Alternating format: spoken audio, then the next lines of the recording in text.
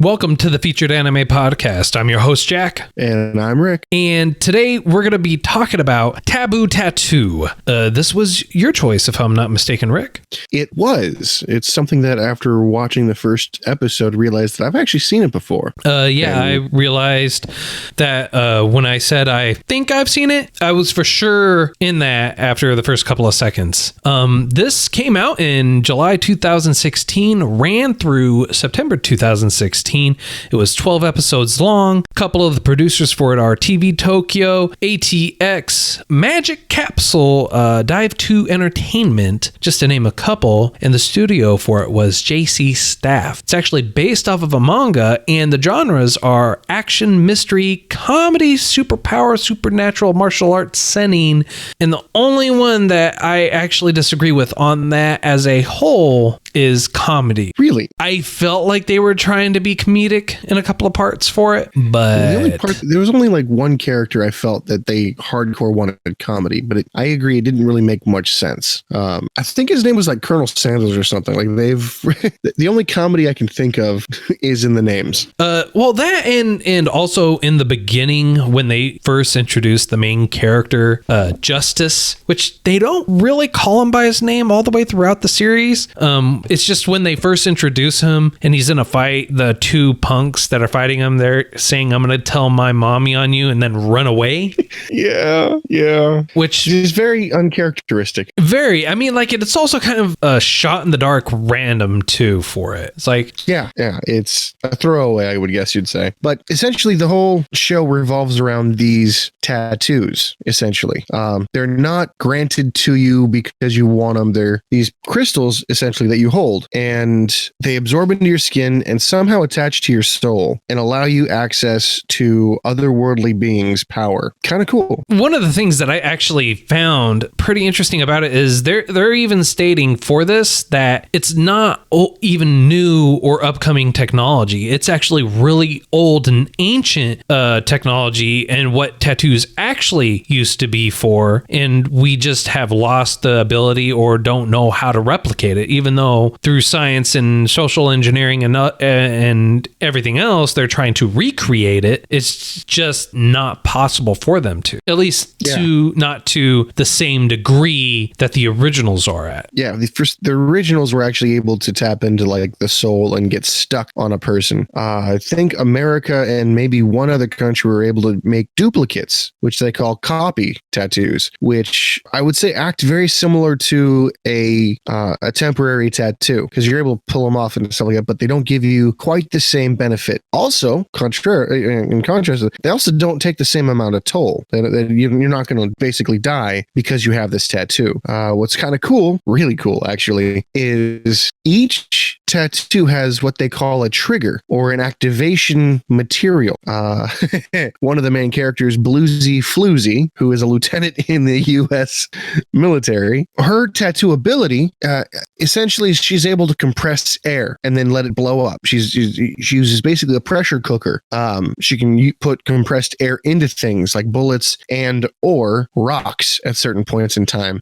Actually, she doesn't even need to use material. She can just throw compressed air at people and it'll explode like when it releases, which is really an interesting, I guess, thought. But for some weird reason, Bluesy Floozy lost the ability to age when she accepted the tattoo, albeit accidentally. We find out later that she's actually a really main character in the tattoo story arc, meaning it was her family that originally found the tattoos, ironically enough, in the Grand Canyon of all places. But because she was not what they considered to be a perfect match, there were some extreme side effects, such as her not aging. But she's able to use her tattoo by activating its trigger. All tattoos, for the most part, have triggers. And her trigger, for some weird reason, is chalk. She has to just hold it, like crush it, and it'll activate on her tattoo. Now, when you have an activated trigger, you're able to have a multiple thing it happens, but the primary thing is while your tattoo is active, it's only active for a certain period of time. And during this time, you have elevated strength, agility, speed, and cognitive ability. So you can think faster, act faster. The problem is if you're not used to it, like when you first go through it, you're gonna, I guess, overstep. Like if you're trying to just run, you'll run way too fast. And while your body is able to move faster and your mind can move faster, your reaction time, you're not expecting it. So it surprises you. So if you dodge, instead of dodging to the left a foot, you're going to dodge 10 feet, that kind of thing. And because everything basically just amplifies exponentially. And that's the core behind it. Another trigger for someone else is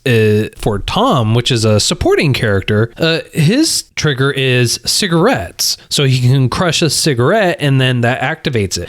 Now, Justice, and then there's some other characters as well, they have what are considered triggerless tattoos. In other words, you don't have to have a trigger for them, or at least that's what you're led to believe. I would honestly kind of disagree with the fact that Justice, his tattoo is a triggerless tattoo because his trigger is blood, whereas everyone else doesn't need anything to activate their trigger for at least their triggerless tattoos, which is weird. It's a triggerless tattoo and they're told it's a triggerless tattoo and that it's a very special and unique one, but he has to have blood to activate the trigger. My theory on that is that the trigger isn't necessarily blood. The reason it's considered to be a triggerless tattoo is because it's different for everyone who possesses it. Whereas with the other triggers, it's a constant, although that makes no sense. Why would cigarettes be a trigger for something that was created a millennia ago when they didn't have cigarettes? And why would it be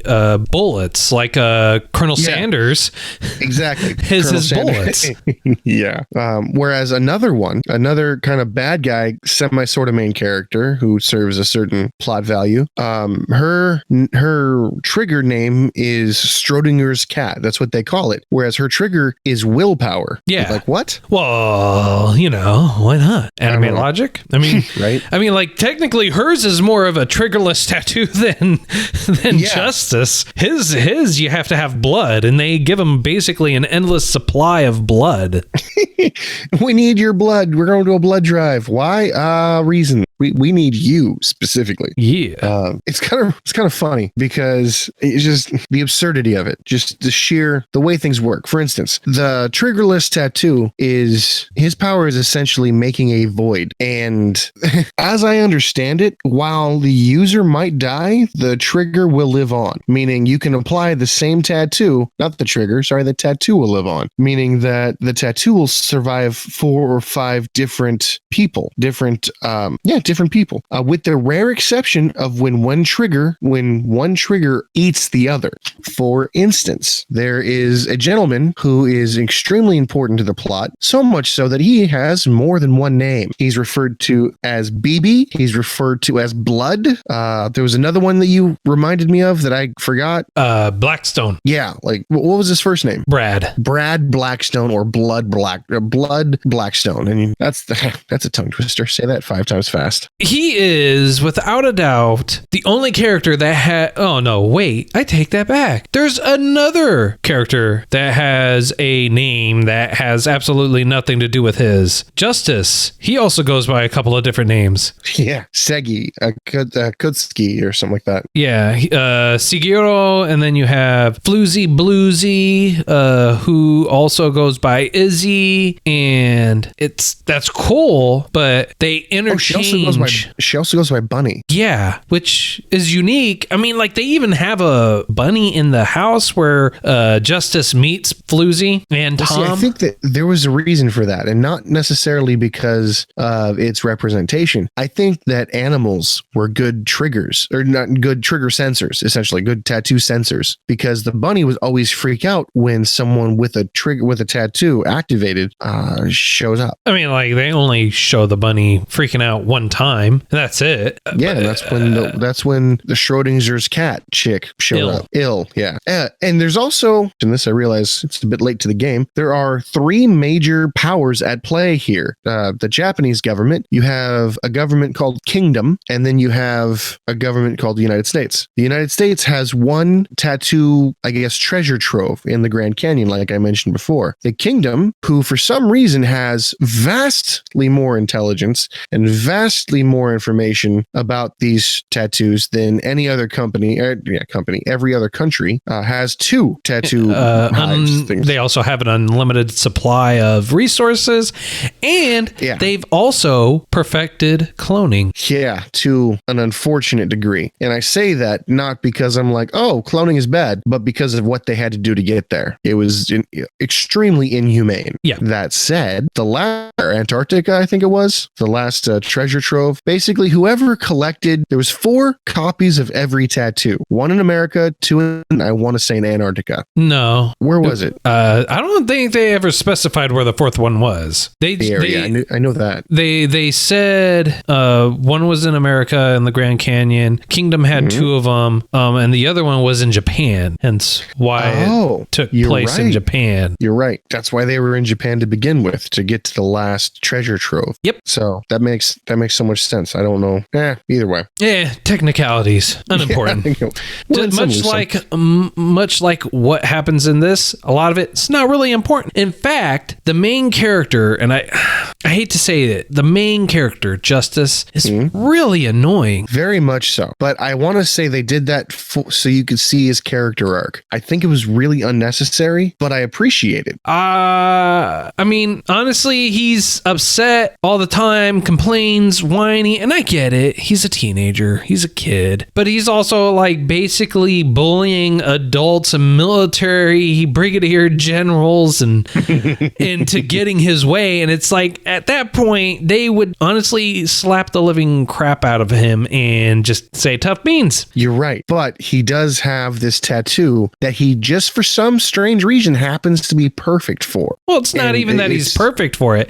I mean, like Floozy even tells Justice when they're talking, like in episode 3, I think it is, she says to him that, look, we don't have to, we're doing this as a kindness. We could take the tattoo. Keep in mind, we don't even have to take you alive. We could just take your arm that it's associated with. It's kind of scary that you just say it like that, you know? Yeah. But like, think about that. Like, you've got a tattoo on your hand. It's connected to your soul. They have ways to get it off you. And one of the ways is chopping your arm off. Yeah. Wow. That's, you have my cooperation until I know better. Yeah. Because he, at that point, he still then is complaining all the way up until like episode 9, I want to say. Yeah. He's kind of episode 9, you think? Yeah, because he's sitting there, he complains, and he even convinces the Colonel Sanders to bring his lifelong childhood friend Toku with him. Yeah, who then ends up dying because they're in a battle, a mega battle, and he's pissed off because she gets killed as a result of this battle that he allowed her to come to, that he basically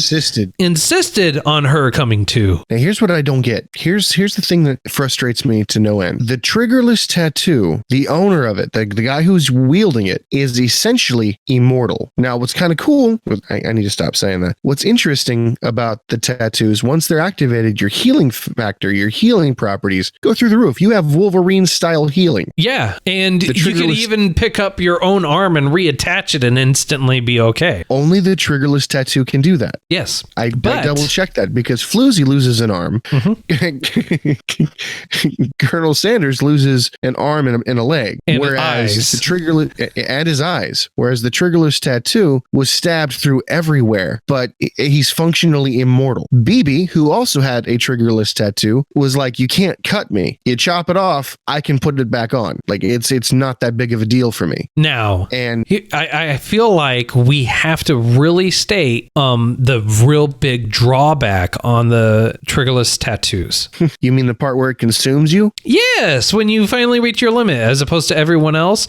The reason why they're called triggerless tattoos, and they actually state this, despite the fact that Justice has a double whammy. His is both a triggerless and has a trigger. The trigger for it is actually your soul, and it's actually, for the triggerless ones, it's actually consuming your soul for it. Yeah. So whereas the other ones are using chalk or wood or anything else, which brings to question, like, why would Justice, why would his require not only his soul but blood to help supplement it? Well, they did mention that he was uniquely qualified for that triggerless tattoo, whereas Whereas BB, when he was given the triggerless tattoo, it was stated that while his affinity for the triggerless tattoo was 85%, it wasn't perfect. Justice just so happened to be perfect. That is my logic. That's my reasoning. So if you're perfect for it, you require 100% a trigger. So it doesn't consume your soul. No, because even then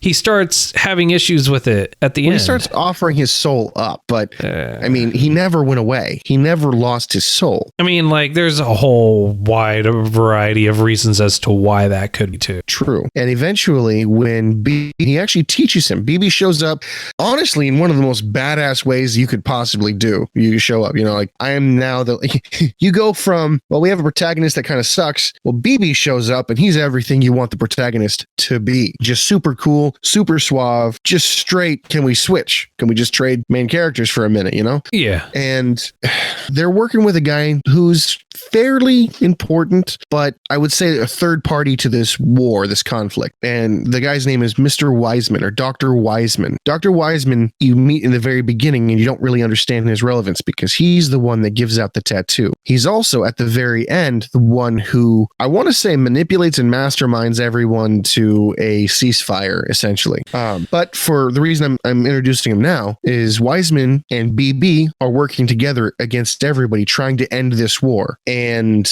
he's given a virus, BB is given a virus to put in. I don't think it takes, but it also, the virus, instead of taking the way that it's supposed to, helps extend his lifespan, essentially, where the soul won't eat him alive completely. Because when you meet BB, everyone's like, oh, if you use it one more time, you're going to die. You already know that.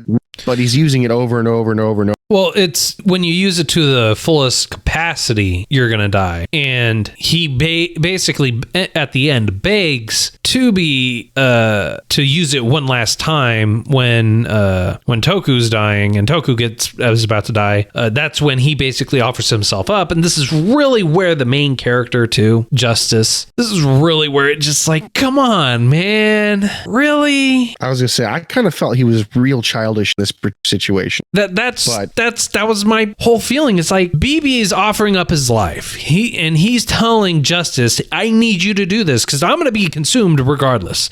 I need you to consume me and take my tattoo so that way a psycho princess over there doesn't take it and just murder you right now. True. And Justice just sits there crying like a wuss saying, no, I can't do that. I can't kill you. I can't do this. Wah.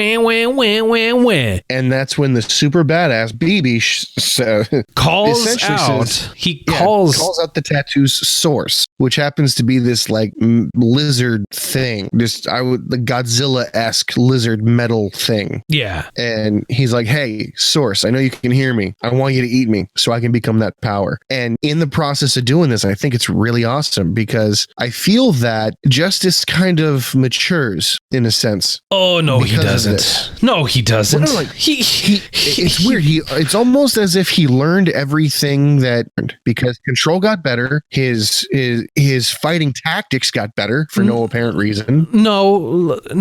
It got better because of a year-long training sequence that you didn't see. Yeah, I guess. They literally say, we've been here for over a year and you've been training this whole time. I get that. And also, it's not even because of that he gained control. Dr. Wise puts him in this container that has copies of BB's memories, and he's able to see his memories and everything like that. And so you have this one whole episode, which I'm assuming is the reason why that you do an entire year skip on BB. So you have one episode, instead of it being a training montage, instead of it being cue the training montage, you have cue the backstory for a dead character that then further explains Psycho Princess. But you don't see him die. Like, you know that he doesn't actually die, because in the final episode, when the big clash comes down, he's there. BB is there. He's like, hey, thanks, essentially to Floozy. Well, he says, oh, our souls connected, so that way you can, and so he's dead. It's just his soul was consumed by Justice, as fair odd as that sounds. But you're right. In this episode where everyone goes back and he basically understands where BB is coming from and how he was able to do what he did. Yeah. You meet the main what was it? Antagonist would be the bad person? You actually the meet main antagonist. The main antagonist several episodes before. So, that's not really when you meet the antagonist, the main antagonist, who True, I'm just going to call Awry because she runs awry from all the other clones. Yeah. Which she is a clone, which is why you learn that she is actually a clone among hundreds of other clones, and she draws on the power and life force, basically, from what I can gather, of all the other clones too. Well, from what I saw, if my understanding was correct, she was one of several who are currently conscious and functioning, but they were all given tattoos, from what I understand. And because she was given, I would say, one that was perfect for her, she was able to actually tap into clones and use their abilities. I would assume very similarly to the fact that they're all clones, which means they all share a soul. So she's essentially got multiple tattoos at her disposal, multiple powers, which is why she's able to teleport, why she's able to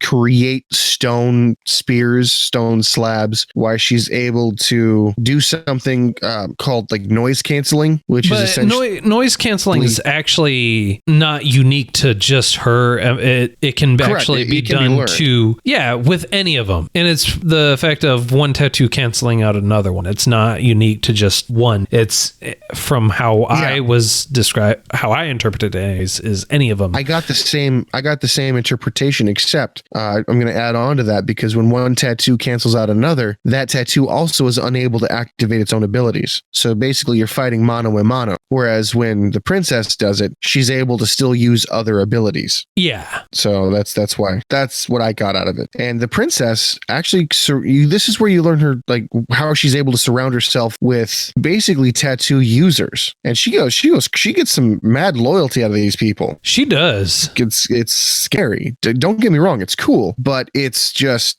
that amount of loyalty to a child essentially is, well, I mean, I'd say it can only happen in anime, but charismatic people do charismatic things to get people to do that, I guess. Yeah, to say the least. I mean, she is wicked powerful too on top of that, but she's also wicked perverted too, believe it or not. Yeah. I think her weakness is lust, which is kind of weird. And it's not lust for men, it's lust for women. She is very lustful for women. Well, she does kiss Justice in a weird way, links their souls. I feel like she kisses him more along the lines to just screw with him. Okay, so at the very end, Wiseman says the princess unknowingly linked herself to you and they flashed that kiss. Maybe her tattoo allows her to link people together by kissing them, which is why she's able to control the Schrodinger's cat, which is why she's able to control other tattoos. It's not that their souls are linked, it's that she physically linked everybody together. That's of her cross tattoo thing. Oh, you know what? That's right, because she does say linking, and she only teleports to where other people are that she's already been with. Dude, I just thought that's awesome. Kick ass, man. Right on.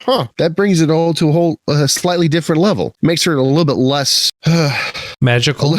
Yeah, I was gonna say a little less awe-inspiring, but at the same time, way to take a weakness and turn it into a strength. Yeah, jeez, most that's definitely. Cool. Yeah, and then she can technically like manipulate your tattoo just as she does for the Schrodinger's cat. Yeah, dang, I didn't even. Wow. Yeah, and I'm sorry, I'm just a little taken aback by it. Powers amongst them all too are all unique in the ones that they at least display. Every single one. Yeah. I would have to say one of the more unique powers, one of the more unique ones is Il's Schrodinger's cat. Hers is one of the more unique ones because it really plays on the fact that what you're looking at really isn't there, because that's part of her power. In other words, she can use her power if you're looking at her, but if you're not looking at her, she can't use her. So long as someone is looking at her, it doesn't have to be you. Yeah, exactly. And that's one of the really unique things. I feel like that really makes her kind of OP in the sense that as long as there's someone there for her to fight, she can use her power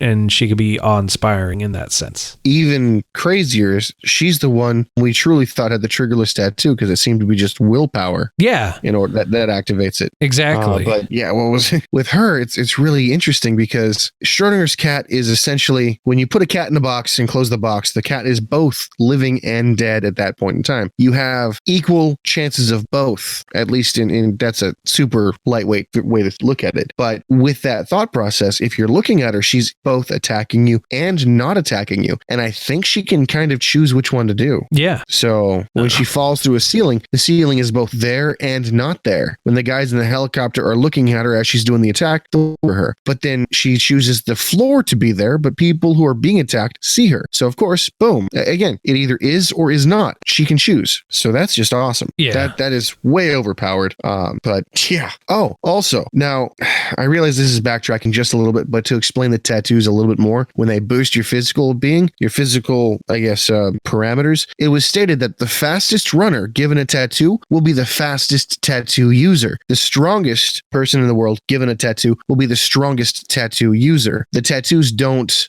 even everybody out to an exalted level of being. It just naturally boosts what you already have. So if you train your base and you work out your base, when you activate your tattoo, your gains essentially will be exponentially greater. Yeah. And that's one of the things I actually liked. It doesn't increase everyone to an equal level. If you're already the best at this, you will just exponentially increase on top of that. So if you're fastest in the runner, like you were saying, fastest runner in the world, you will still be the fastest runner in the world with the tattoo. Yeah. So anyway, going forward a little bit. So after we get that year of training, Justice essentially says, yeah, I don't understand it either. I know what's going to happen and I just anticipate and move forward from it. And he actually becomes quite the badass in just a year. He does, but he's still annoying. Yeah. He doesn't actually ever get past that. But let's be honest, at the oldest, we're looking at him as 16-year-old, even after the year. At the absolute oldest, he's 16. Yeah. And so, I mean, it's not completely unexpected that a 16-year-old boy hasn't matured completely. Yeah, that's very true. One of the other things that I feel really bring it all together is Arai, or Psycho Princess. She actually explains why, because just before the training montage, one of the reasons why, in fact, the only reason why Toku was actually killed in front of Justice is to cause him to be angry and full of despair and vengeful. And essentially to hinder him. Yeah, because he can't truly unlock the full potential, the full power of the triggerless tattoo when he's angry and full of hatred. And Arai actually says, I did that so that way you couldn't unlock it. I did that so that way you would be self-hindering because you'd be so full of anger and hatred and blind to everything else that your connection is now weaker and you can no longer use it to the fullest effect like you would have been. You're less dangerous, essentially. Yep. And what was kind of funny, when she killed, air quotations, his essential girlfriend, Arai actually asks Il, what's the best story people love? And the answer was a revenge story, a story about revenge. So it's kind of third wall breaking right there. In that moment, when that happened, I literally went, oh, fuck. And I felt bad. I felt genuinely hurt for the main character. The weird part is I actually could relate a little bit. Not in real life, obviously, but like for some reason they were able to make it relatable. So what you're telling me is that you know someone that got eaten by a larger than life lion in one fell bite, and then you went on a rampage a year later after a nice training montage? Well, yeah. Oh, okay. I'm joking. So with all that being said, and it really coming to a round close with not really giving it a round close. So I feel that they tried to fit a bunch of stuff in the last 2 or 3 episodes, and it felt really rushed, but you find out a lot of what I would consider to be relatively important information. For instance, the time that they found, the Americans found their treasure trove of Canyon was by pure accident. And the first of the two tattoos, the first two were exposed, was the triggerless tattoo and Bluesy Floozy tattoo. That she was, if not the first tattoo user, and she got stuck in the body that was given to her, that was granted her essentially by the tattoo. And her younger brother was the first triggerless tattoo. At least we don't happen to him. He died. He was consumed by it. So Floozy was one of the first people to get the tattoos. Her brother was the first to get the triggerless tattoo. And I almost want to say when they were first recruiting Justice, they're like, hey, your tattoo is dangerous, and here's what happened to the last guy who was not compatible. It went out of control, and this is what was left. And they show him a picture. Right. Maybe that was her brother they showed. Maybe. Crazy to think. And then you find out that Colonel Sanders is her dad. Crazy, right? Is he her dad, though? He is, because she actually calls him dad by name. And he goes, I was trying to protect my daughter. And now, Colonel Sanders was the comic relief I was referring to, because he puts a nuke at the base in the Grand Canyon to blow it up. And when he clicks it, he's like, what the hell? It's not working. And the princess shows up and goes, everyone needs a clown. He goes, I'm not a clown. Yeah. The last, I want to say 8 lines of his dialogue is, I'm not a clown. Oh crap, I'm a clown. I'm a clown. Why clown? Yeah. So, I mean, I think that was their attempt at humor. Yeah, they really, it was mildly funny. They really should have just left it though and not tried to do that. After the first 2 times, maybe. And but it is what it is. And obviously how it ends is with Justice overtaking evil and winning. Well, in a way, kind of. He fights the princess, and the princess is just whooping his butt. And of course, Good was fighting her, and then Floozy shows up with one of her sidekicks, and was like, hey, Justice, you get out of here. We need you to survive. We're going to fight her in your place. And somehow they're able to actually knock her down a few pegs.